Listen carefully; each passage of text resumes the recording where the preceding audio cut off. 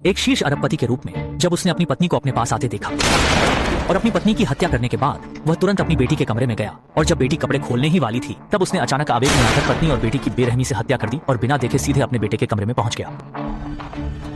लेकिन जैसे ही लड़का बेल्ट खोलने ही वाला था उसे एक गोली लग गई और इसके बाद चौंकाने वाली बात यह थी कि अरबपति ने बंदूक फिर से खुद पर तान ली। अरबपति गिरते ही उसने सोचा कि वह अपने परिवार सहित बिल्कुल कष्ट मुक्त हो जाएगा, लेकिन ऐसा न हुआ। बेटे को सिर्फ कंधे में गंभीर चोट आई। समय पर पहुंचे डॉक्टर उसे बचा न सके। एक व्यक्ति की मृत्यु हुई। कुछ देर बाद पुलिस को बेटे ने बताया कि अरबपति आलोचना का बोझ सहन न कर सका, क्योंकि कुछ दिन पहले ही उसकी बहन अपने पिता के साथ ऊतक कठोरता पत्थरों पर शोध कर रही थी, जिसे उसके सहपाठी कव्यांग ने जान लिया और तुरंत बाहर फैला दिया। जब लोग उनके परिवार की उलझी हालत पर उंगली उठाने लगे तो फूहाव शर्मसार हो गई। उसने अच्छी मंशा से पूरे परिवार को नई शुरुआत की राह दिखाने की कोशिश की, पर यह त्रासदी यहीं बिल्कुल समाप्त नहीं हुई। किस्मत से बचा अरबपति तो बड़ा होकर परिवार का कारोबार संभाल कर धनी व्यापारी बना और दिल में परिवार का बदला लेने की कसम खाई।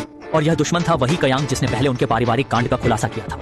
एक छाता थामे लड़की को देखते ही जैसे ही वह कयांग के पास आई वह तुरंत बेहोश हो गया, और जब वह फिर से होश में आया तो उसे एक बिना हवा आने वाले होटल के कमरे में बंद कर दिया गया। और इसी दौरान सांगबियाओ ने कयांग की पत्नी की हत्या कर दी और उसकी बेटी को अनाथालय भेज दिया। और यह हृदय विदारक हत्या दृश्य था। यह सब जानबूझकर कयांग को दिखाया गया था ताकि वह भी अपने परिवार को खोने का दर्द महसूस करे। और 20 साल बाद सांगबियाओ ने जानबूझकर कयांग को रिहा कर दिया। उसका उद्देश्य था कयांग और अपनी असली बेटी एना एन्युओ के मिलने का अवसर बनाना, और इस दौरान जानबूझकर ऐसी घटनाएं रचना जिससे अनजान कयांग और एना के बीच प्रेम संबंध बन जाए। तब सांगबियाओ सीधे कयांग के पास गया, सब सच बताया और फिर खुदकुशी कर ली। कयांग ने जब जाना कि उसने अपनी ही असली बेटी के साथ संबंध बना लिए थे, उसने सांगबियाओ के दांत से दांत प्रतिशोध सहन न कर पाने पर खुद होटल के कमरे में बंद रहने का निर्णय लिया।